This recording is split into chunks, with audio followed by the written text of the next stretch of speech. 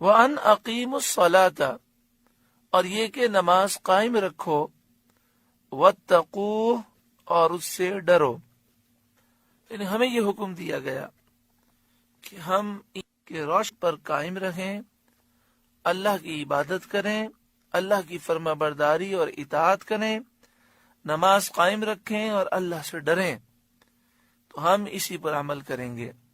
کاش ہماری زندگی اس طرح بسر ہو کہ ہم نماز قائم کرنے والے ہو جائیں، نمازوں کی ہم پابندی کریں، خشوع و خضوع توجہ کے ساتھ ظاہری اور باطنی آداب بجا لا کر اطمینان سے نماز ادا کریں، دوسروں کو نماز کی دعوت دیں، نماز کے فرائض، واجبات، سنتیں، مستحبات پر عمل کریں، نماز کو صحیح طور پر ادا کریں، اور ہم اللہ تعالیٰ کی فرمانبرداری کریں اور اس سے ڈریں. اللہ کرے یہ ساری نعمتیں ہمیں نصیب ہو جائیں. جو شخص اللہ تعالیٰ سے ڈرتا ہے وہ کبھی غرور نہیں کرتا، تکبر نہیں کرتا، وہ حسد، کینہ، بغض اور عداوت میں مبتلا نہیں ہوتا، وہ کسی کی دل آزاری نہیں کرتا، وہ کسی مسلمان کے حقوق پامال نہیں کرتا، وہ فراڈ نہیں کرتا، جھوٹ نہیں بولتا، وہ بدنکاہی نہیں کرتا.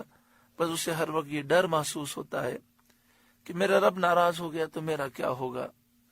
وہ ہر وقت اپنی آخرت کی فکر کرتا ہے، اور اتنی عبادات کرنے کے باوجود بھی وہ یہ خیال کرتا ہے کہ میں نے آخرت کی کچھ تیاری نہیں کی، میرا کیا ہوگا. وَهُوَ الَّذِي إِلَيْهِ تُحْشَرُونَ، اور وہی ہے جس کی طرف تمہیں اٹھنا ہے، تم جمع کیے جاؤ گے. اسی رب کے دربار میں مرنے کے بعد جب تم اٹھائے جاؤ گے قیامت کے دن تو اسی کے دربار میں جانا ہے، اسی کے دربار میں تمہیں حساب کتاب دینا ہے.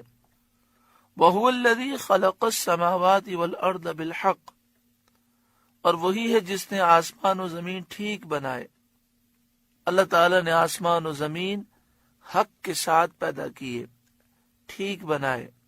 آسمان و زمین کو دیکھیں تو اللہ کی قدرت کاملہ ظاہر ہوتی ہے، اس کا علم محیط سمجھ میں آتا ہے، اس کی حکمت اور صنعت ظاہر ہوتی ہے.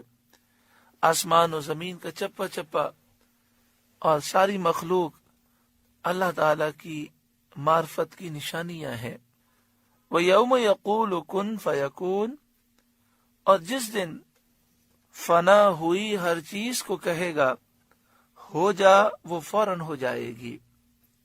وَيَوْمَ، اور قیامت کے دن، یقول، اللہ تعالی فرمائے گا ہر اس چیز سے جو فنا ہو گئی اور اللہ تعالیٰ اسے زندہ کرنا چاہے گا تو فرمائے گا کن، ہو جا، فیکون، وہ فوراً ہو جائے گی.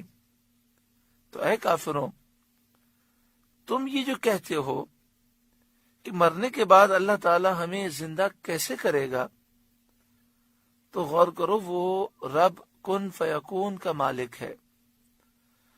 وہ جب فرمائے گا ہو جا تو وہ فوراً ہو جائے گی. جس نے تمہیں پہلی مرتبہ پیدا فرمایا وہ دوسری مرتبہ بھی پیدا کرنے پر ضرور قادر ہے. قولہ الحق، اس کی بات سچ ہی ہے. وَلَهُ الْمُلْكُ، اور اسی کی سلطنت ہے. یوم، جس دن، ينفخ فی الصور، سور پھونکا جائے گا، یعنی قیامت کے دن جب سور پھونکا جائے گا تو اس دن اللہ ہی کی سلطنت ہے. سور 2 مرتبہ پھونکا جائے گا. پہلی مرتبہ جب سور پھونکا جائے گا تو ساری زمین، آسمان سب ہلاک ہو جائیں گے، ساری مخلوق ہلاک ہو جائے گی. پھر جب دوسری مرتبہ سور پھونکا جائے گا تو اللہ تعالی مخلوق کو زندہ فرمائے گا اور قیامت کا میدان قائم ہوگا. زمین تانبے کی، سورج سوا نیزے پر. آج اس کی پیٹھ ہے، اس دن اس کا چہرہ ہوگا، یعنی سخت گرم ہوگا وہ. عرش الہی کے سائے کے سوا کوئی سایہ نہ ہوگا، 50,000 سال کا وہ ایک دن ہوگا۔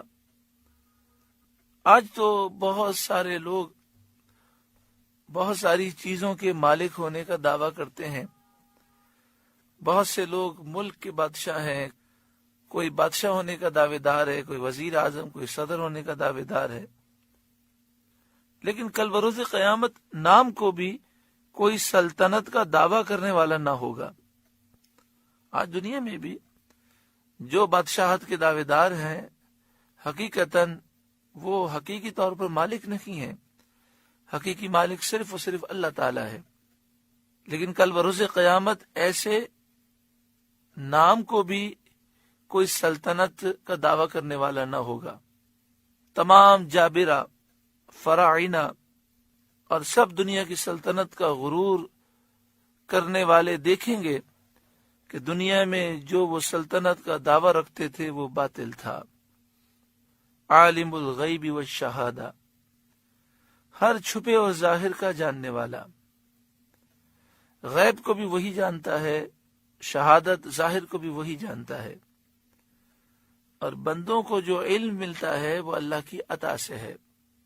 اللہ نے آنکھیں عطا فرمائی، کان عطا فرمائے، عقل عطا فرمائی، ان ذرائع سے انسان علم حاصل کرتا ہے۔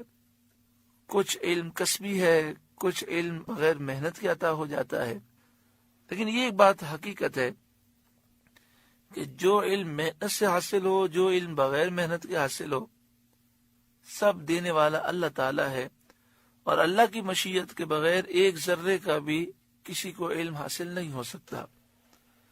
اللہ تعالیٰ نے اپنے نبیوں کو سب سے زیادہ علم عطا فرمایا، غیب کا علم بھی اور شہادت کا بھی، اور سارے نبیوں، سارے فرشتوں سے زیادہ اللہ نے اپنے محبوب صلی اللہ علیہ وآلہ وسلم کو علم عطا فرمایا۔ وَهُوَ الْحَكِيمُ الْخَبِيرُ، اور وہی ہے حکمت والا خبردار۔